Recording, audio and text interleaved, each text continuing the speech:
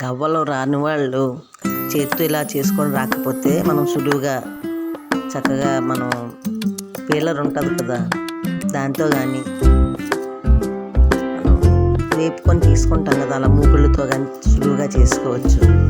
ఆ విధానంలో నేను చేసుకున్నాను.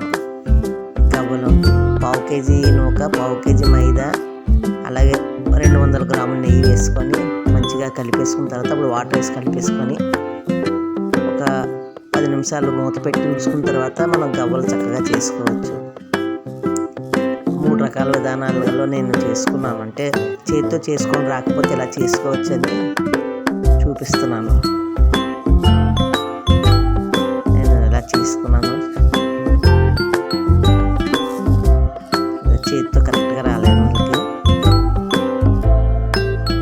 మనం ఊర్లు కూడా ఉంటుంది కదా, దాంతో ఇలాగా చక్కగా చేసుకోవచ్చు. లేదంటే కూరలు తరుముకుంటాం కదా, దాంతోనైనా నీట్గా చేసుకోవచ్చు. ఇలా పలచగా చేసుకున్న తర్వాత మనం ఏ షేప్ కావాలంటే దాంట్లో చేసుకోవడమే.